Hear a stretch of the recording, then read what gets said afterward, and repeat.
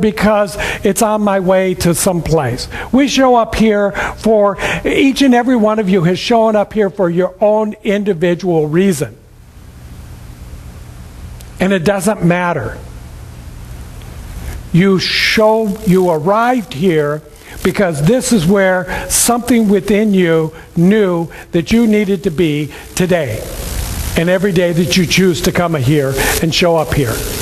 Because there was something here that you wanted. Something here you wanted to share in. Something here you wanted to be a part of. So I came up with 4 little keys that I thought I would offer you this morning. And had I had the opportunity to know this in advance, I would have brought in a set of keys for everybody. But see, the way my mind works, it doesn't show up in advance. It shows up in the moment. So I wrote them down someplace. So 4 things I want you to think about this week. The first one is to focus on the outcome. Focus on the outcome, not the process. Can you understand that? So here's an example of the outcome. I want to have, I want to have greater health. That's my outcome, greater health. So I'm focusing on whole, perfect, and complete body. My health, my body is whole, perfect, and complete. I'm focusing on that everything about me is whole, perfect, and complete. That I'm the right height, I'm the right weight, I'm the right color, I'm the right, blue eyes, I'm whatever it is about me. Everything about me is perfect, just as it is, the way it has shown up today. And perhaps I want to enhance it, improve upon it, move it to a greater experience. So what is that outcome? What does that look like? What does that feel like to be in that perfection? So here's the opposite.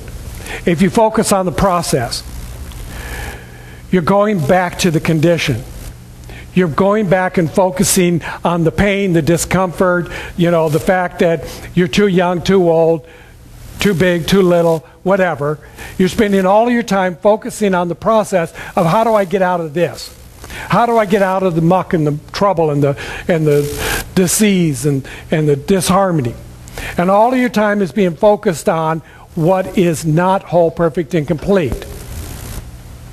So what do you think Spirit is supporting you in? Everything that you're focusing on. It's not whole, perfect, and complete. So you have to get out of that. Ernest Holmes says you have to turn away from the condition. Do not deny it.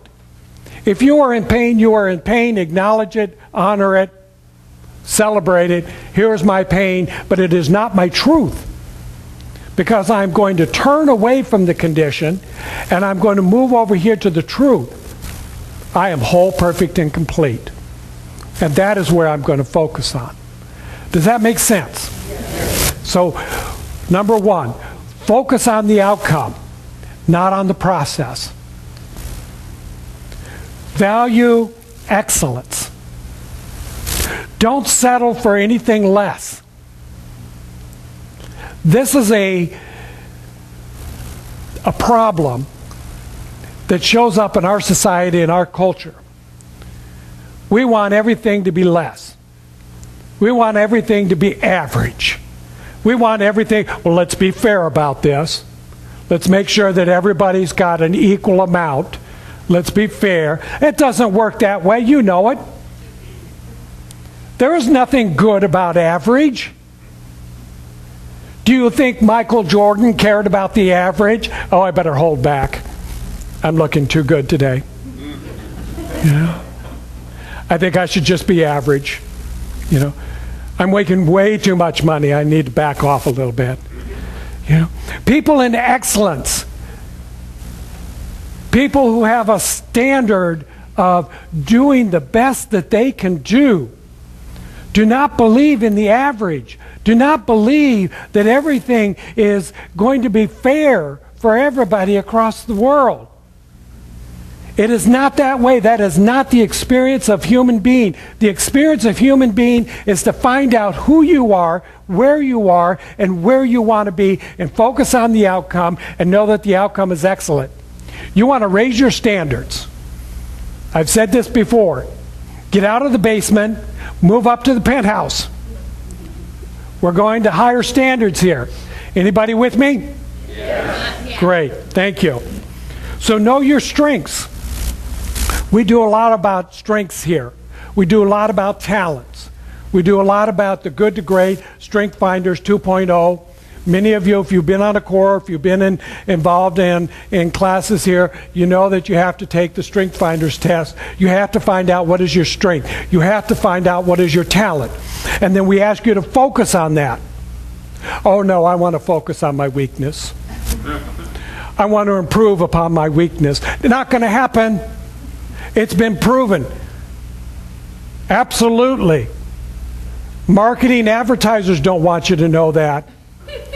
But the research has absolutely proven that there is very little that you can do about your weaknesses. Those are your weaknesses. They're going to be there. You're always going to have them. Discover what your talents are. Do that. Again, Michael Jordan, he knew what his talents were. He was going to focus on that. That's what he was going to do. He did not decide, I'm really great at basketball. I think I could be a brain surgeon too. Don't do what is not yours to do. Figure out what is your talent. Focus on that. Raise that standard to excellence. Know what you do best and do that. And the fourth one is learn your language. Your language, the word that you speak, comes out of what you are thinking. What you are thinking is driven by what you are feeling, what your emotions are, how you're reacting to something. So if you stub your toe, you know what you're thinking. And you know what your language is going to be. And I'm not going to repeat that here. Learn your language. Do you know that the English language has something like 250,000 to 300,000 words? And that's not counting the scientific words and all of the labels that we put on and all of the new technology things that we have, like tweeting and Twitter and you add in all of that, we've got 500,000 words in the English language. No wonder people think that the English language is the most difficult. Twice as many words that shows up in the Spanish. So we have so many ways of expressing us. The average person knows about 20,000 words. So unless you really want to spend a lot of time studying the Oxford Dictionary, which has about 250,000 words listed in it, you're way beyond, there's a whole lot more to know. Most of us use about 1,000 words in our average day-to-day life. If you're not average, if you've moved your standard up to excellence, you're using more words. You have different ways of getting the point across of what you want to say that may have more sensation to it. It may have more feeling to it. It may have more emotion to it. Know what your language is. Know what you're using, and then say what you mean and mean what you say. Do you get that? When somebody comes up and says to you, "How are you?" and you say, "I'm fine," is that really what you mean? Or do you mean, today I'm extraordinary? So that's a new word in my vocabulary. Today I'm extraordinary. Fine is no longer a word that I use. When I use fine, it's about some material. This is fine material. When I'm talking about myself, I'm magnificent. I'm extraordinary. I'm whole, perfect, and complete.